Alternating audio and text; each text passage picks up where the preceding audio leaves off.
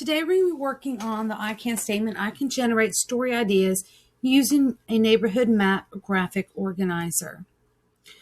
You're going to be generating story ideas by thinking of places and meaningful episodes from your life using a neighborhood map. You know, many of us are very visual learners.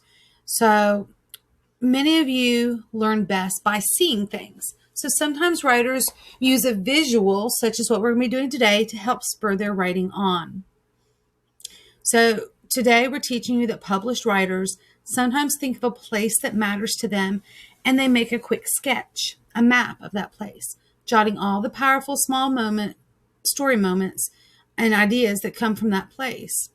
So here's an example. The author Jack Gontos created this map before writing some of his stories.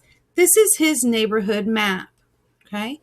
And on the left, you can see this picture he drew of Jack, his friend Pete, and friend Betsy. And then when you look at the map at different places, you'll see that he's put pictures and words to represent things that have happened. This is the Gonto house. You'll see that it says Gontos on there. And there is actually a dog that he drew there. So there's a story about a dog. There's also a little tombstone with a name on it. So that's probably an animal that died. This looks like a little round body of water. So maybe he had a pool there. This is the Vellucci house, and there's a boat there. So that tells me there's a story about that boat. This is the Deal house, the Renter house, the Frost house, and the Hunt house. And above it, it says grumpy old people. So I'm sure there's a story about some grumpy old people who live there. And the M&Ms. You'll also notice things on here. There's a plane. Okay. So a plane means that something happened with the plane. Maybe there was a plane crash. Maybe there's an airport nearby. There's a story he has about the planes. He's drawn a lot of trees out here. So, and a tombstone. So maybe that's a cemetery. I don't know. But there's a mean dog over here that lives over here that I'm sure there's a big story about a mean dog. And then he told you that his school and the hospital were located over here. So those are things that he has stories and memories about. Over here is the pagoda. This usually means a park with one of the big pagoda buildings with, maybe picnic tables and seating underneath it. And there looks like a pool, a neighborhood pool.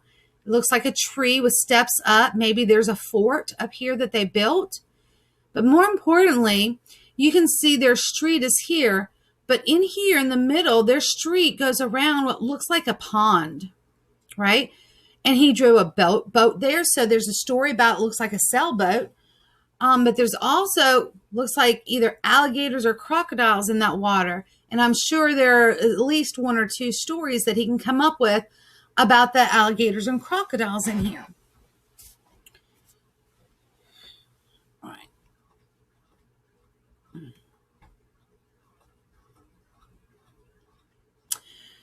So I want you to look at what Jack has done on this map and think about some of the places that you've lived, whether it's someplace are currently living or that you lived at before where you're at, and the neighborhood and all the stories of things you did, people you hung out with, activities you did, parks, games, riding bikes.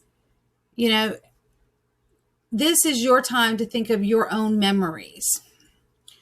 What I have done is I have created an example of my neighborhood growing up when I was in Texas. So you'll see some of the things I put on this map. I just started it. So my house is right here is a pool I have a lot of good memories and stories I can tell associated with that pool. There's a can out front. Our neighborhood would get together a couple times a month, and at night we'd play this game of kick the can. All the neighborhood kids and even their parents would come out and play. So it was really fun. My friend Jennifer, and I put her name on there. Jennifer lived next door. She also had a pool, but in between our houses is her dog. Picture of a dog. She had a dog named Viking who was a really mean dog. And every time I tried to get over to Jennifer's house and go through her back door, it was a game of try to get into the house without Viking biting and attacking me. Good stories there. I have a picture of a shoe here because my friends Mike and Chris who lived here in the summer, we'd like to go out and we'd have these races between all the kids in the neighborhood.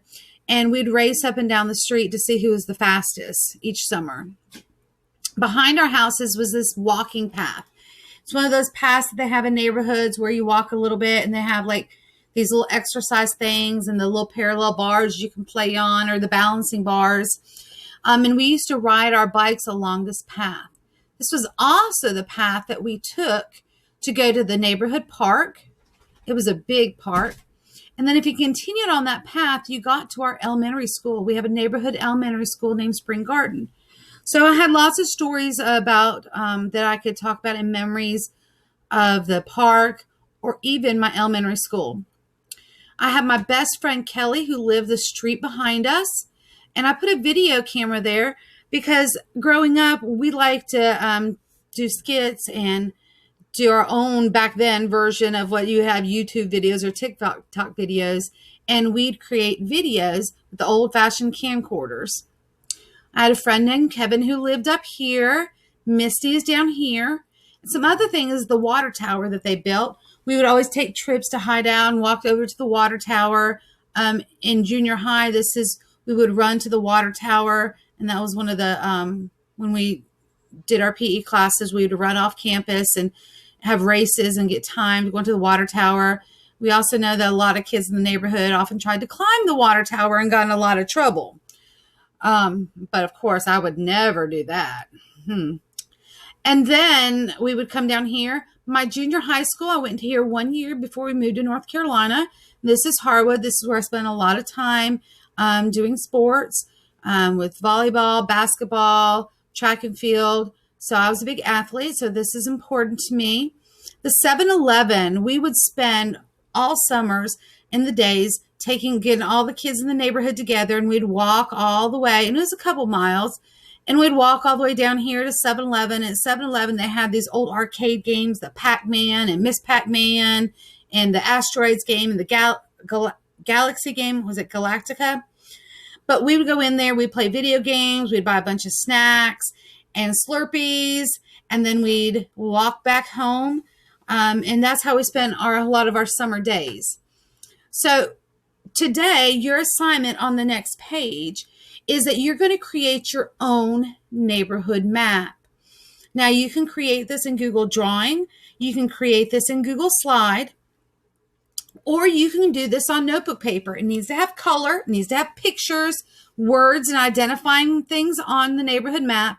And remember, you're putting pictures and words that represent memories and stories that you have that you can tell and write about. Okay? So one more thing. If you do the Google Drawing or Google Slide, make sure you have color, words, pictures, but you need to submit that as a Google Drive file. If you choose to do it on notebook paper, you're going to have to take a picture, a good picture so that we can see it, of that map that you drew, and you're going to submit yours as a file upload.